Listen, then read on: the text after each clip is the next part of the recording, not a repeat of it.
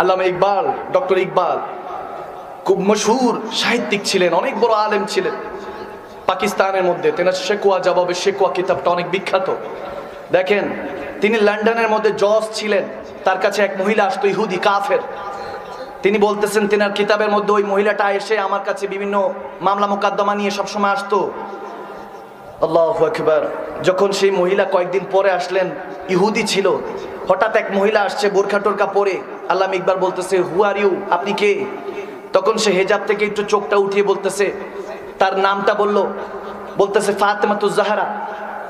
সে নিজের পরিচয় দিল। তখন আল্লামা ইকবাল বলতেছেন, কি ব্যাপার, তুমি তো সেই নারী, কিছুদিন আগে যে কাফের ছিলা, তুমি তো ইহুদি ধর্মের ছিলা। বলে আল্লামা ইকবালকে বলছে, হুজুর এক ঘটনা এমন হয়েছে আমার সাথে, আমি কালমা পড়ে মুসলমান হয়ে গিয়েছি। বলে ঘটনা কি? বলে একটা মামলা নিয়ে আসছি। বলে মামলা টামলা ছাড়ো, আগে তুমি বলো কেন কালমা পড়েছো, আমাকে জানতে হবে। আল্লামা ইকবাল অনেক বড় সাহিত্যিক ছিলেন। এই কথা শোনার পর বলছে, বলো ঘটনা কি, কিভাবে কালমা পড়লা, কি কথা শুনে তোমার দিল হৃদয় পরিবর্তন হয়ে গেল? হৃদয় এমনি এমনি পরিবর্তন হয় না, পরিবর্তন করেন কে? আওয়াজ দেন না কে? যখন এই ঘটনা হলো, আল্লামা ইকবাল জিজ্ঞেস করলেন আল্লামা ইকবাল যে বলো ঘটনা কি মা? বলে হুজুর আমার একটা হোটেল আছে। এখন বিষয়টা হলো, ওই যে খাতুন ছিল, ওই মাটা, যে বোনটা ছিল, তার হাজবেন্ড হলো আর্মি অফিসার আমেরিকার, লন্ডনের। এখন আর্মি অফিসাররা যদি ধর্ম পরিবর্তন করে, তার এফিডেভিট, অনেক ঝামেলা আছে, অনেক কিছু পোহাতে হয়। এমনি একটা ধর্ম থেকে আরেকটা ধর্মে রূপান্তরিত হওয়া যায় না, অনেক কিছু মুশকিল পোহাতে হয়। যখন এই অবস্থা চলতেছে, বলে যে কিভাবে হলা? সে তার ঘটনা বলতেছে। বলে হুজুর আমার একটা হোটেল আছে, সেখানে 60 থেকে 70 বছরের একজন বৃদ্ধ আছে, তিনি আমার কর্মচারী, কাজ করেন। হঠাৎ করে আমার কাছে ছুটি চাইতে আসলেন। বলে যে আমাকে বলতেছেন যে ম্যাম আমার একটু ছুটি লাগবে। তো যখন বলতেছে যে কিসের ছুটি, কি হয়েছে? বলে 2-3 দিনের ছুটি দেন। বলে কেন? বলে আমার ছেলেটা, যুবক একটা ছেলে, সে ইন্তেকাল করে গিয়েছে, সে মারা গিয়েছে। বৃদ্ধ লোকটা যখনই কথা বলল, ওই মহিলা বলেন যে আমার খুব খারাপ লেগে উঠল, কারণ এই বয়সে বাবার জানাজাটা পড়া যায়, কিন্তু বাবা হয়ে ছেলের জানাজা পড়া যায়, বড় কষ্ট হয় অন্তরে। যুবক ছেলে, বউ ছিল, ছোট বাচ্চা আছে। ওই ম্যাম, ওই মহিলা মা বোনটা বললো যে ঠিক আছে আপনাকে ছুটি দিলাম, যান। চলে গেল। 3 দিন পরে আসলো, চাকরি করছে, ডিউটি করছে হোটেলের মধ্যে। এর মধ্যে দেখা গেছে আবার 3-4 দিন না যেতে বলতেছে আবার ছুটি লাগবে। এই কথা শুনে বলতেছে কেন, এখন কেন? বলতেছে ম্যাম কিছু মনে করবেন না, আমার ছেলের কষ্টে আমার ছেলের বউটাও ইন্তেকাল করেছে। নাউজুবিল্লাহ পড়বেন না?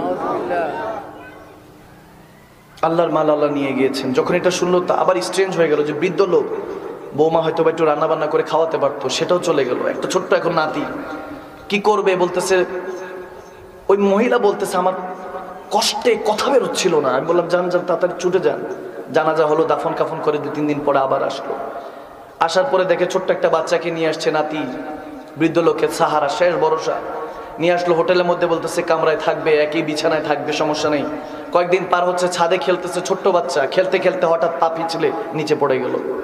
নাউজুবিল্লাহ পড়ে না? নিচে পড়ে রক্তাক্ত, তাড়াতাড়ি অ্যাম্বুলেন্সে নিল। হসপিটালে নেওয়ার আগে আজরাইল আলাইহিস সালাম এসে জানটা নিয়ে গেল। ছোট্ট বাচ্চাটা ইন্তেকাল করে গেল। ওই লোকটা বলতেছে ম্যাম আমার আবার ছুটি লাগবে।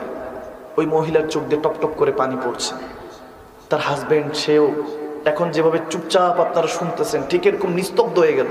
যে একটা ফ্যামিলির সাথে যদি 1 সপ্তাহে এরকম ঘটনা ঘটে, ইনসিডেন্ট হয়, তার আর বলার কিছু থাকে না, বাকরুদ্ধ হয়ে যায়, ভাষাহীন হয়ে যায়, তার কোনো কিছু বলার নেই, চিন্তা করার নেই।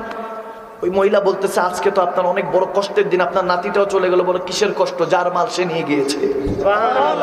ঈমান দেখেন বান্দা, আমরা কিছু থেকে কিছু হলে দিশাহারা হয়ে যাই। আমি আরবি ল্যাঙ্গুয়েজের মধ্যে, আরবি লোগাতের মধ্যে টেনশন আর ডিপ্রেশন খুঁজে বের করার চেষ্টা করেছি, যেটা আরবি শব্দ কি বলা হয় আরবিতে পেলামই না। অর্থাৎ আমার নবী যখন কালমা পড়েছি, আমি যখন আল্লাহর কালমা পড়েছি, কিসের টেনশন? আমার উপরে তো আল্লাহ আল্লাহ রাসূল আছে, ঠিক না? টেনশন ডিপ্রেশন এগুলো আমাদের বানানো বান্দা, এগুলো আমরা নিজেকে কলমা পড়তে হবে।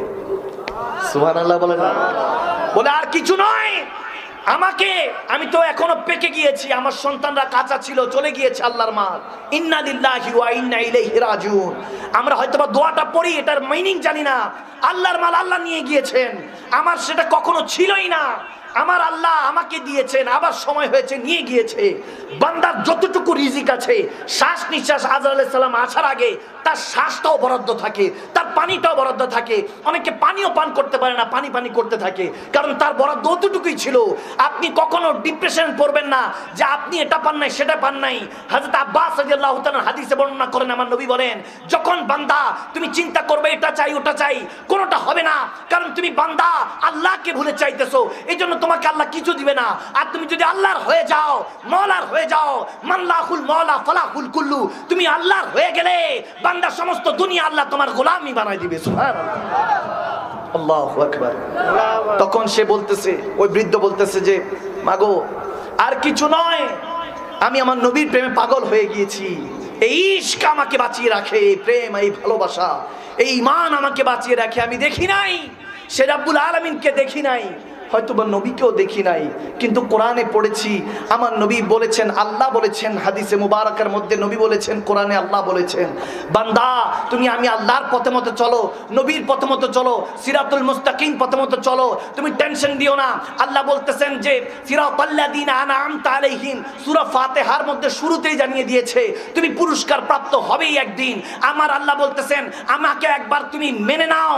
এজন্য আমরা বলি ইহদিনা সিরাতাল মুস্তাকিম, যখন বলি হে আল্লাহ, হে Allah almighty guide us to straight path, আমি যখন আমার আল্লাহকে বলি আল্লাহ আমাকে সহজ সরল সঠিক পথে চালাও, সেই সহজ সরল সঠিক পথটা কি জানতে চান বান্দা?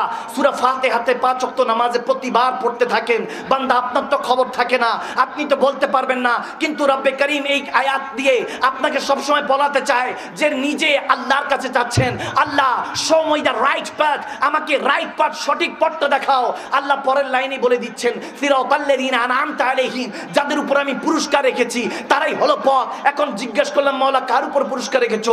আল্লাহ বলেন আনা আমার রাসূলেন সিদ্দিক শুহাদা ওয়াস সালিহিন, আমি আমার পুরস্কার রেখেছি রাসূলের উপরে, আমি পুরস্কার রেখেছি সিদ্দিকদের উপরে, সত্যবাদীদের উপরে, আমি পুরস্কার রেখেছি ওলি আল্লাহদের উপরে, আমি পুরস্কার রেখেছি শহীদদের উপরে। এখন যদি মিলান, আল্লাহ বলতেছেন আমি তোমাকে বলছি ইহদিনা সিরাতাল মুস্তাকিম, আমাকে দেখাও।